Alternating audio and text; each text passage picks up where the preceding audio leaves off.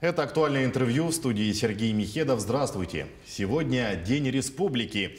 Якутяне с гордостью отмечают столетний юбилей создания автономии. Процветание нашего региона было бы невозможно без поддержки федерального центра, а сила нашей страны была бы невозможна без свободы.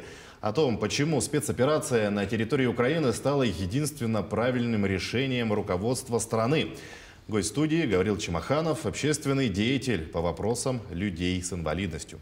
Гаврил, здравствуйте. Здравствуйте, Сергей. Расскажите о вашей общественной деятельности. Моя общественная деятельность заключается в помощи по всем параметрам для людей с инвалидностью, потому как сам являюсь таким человеком. Правовая деятельность, это вы знаете, это информационные какие-то посылы для людей. Они часто с этим сталкиваются. Ну и бывает так, что даже жилья нету. Или же, в общем, я такой универсальный подсказчик, куда, где, что, с кем-то общаться, у кого-то школа не принимает ребенка. В таких случаях я обычно и помогаю. Являюсь посредником. В столетний юбилей СССР какие главные моменты вы бы отметили именно по защите и поддержке людей с ограниченными возможностями здоровья? Ну, тут надо отметить нашего Ильдархана, который непосредственно на прямой линии всегда с нами, со мной в частности. Признаюсь честно, в любых моментах я выхожу на прямую линию и говорю о той или иной проблематике, которую очень быстро решает. Также с Илтуменом, будь то ночь или вечер, очень деликатно могут меня выслушать, если это дело неотлагательной важности. Поэтому в этом спектре у нас со властью очень такой диапазон хороших отношений выстроен.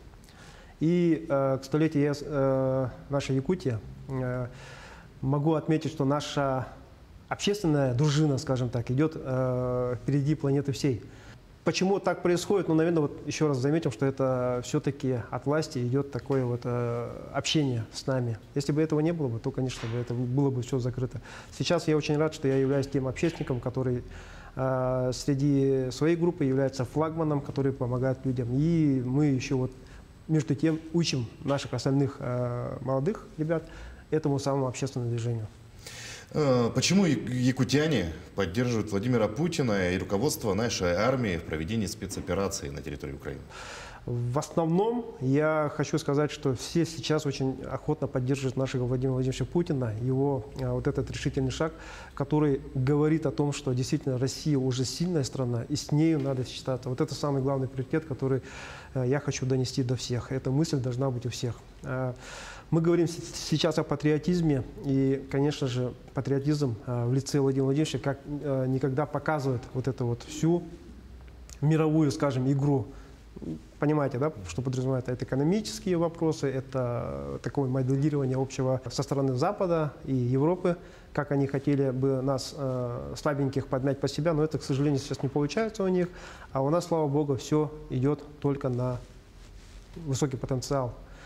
И очень хочется верить, что наш главнокомандующий решит эту проблему в нашу пользу и с малыми количествами жертв.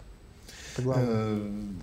На сегодня в регион прибыли порядка 200 жителей ДНР и ЛНР.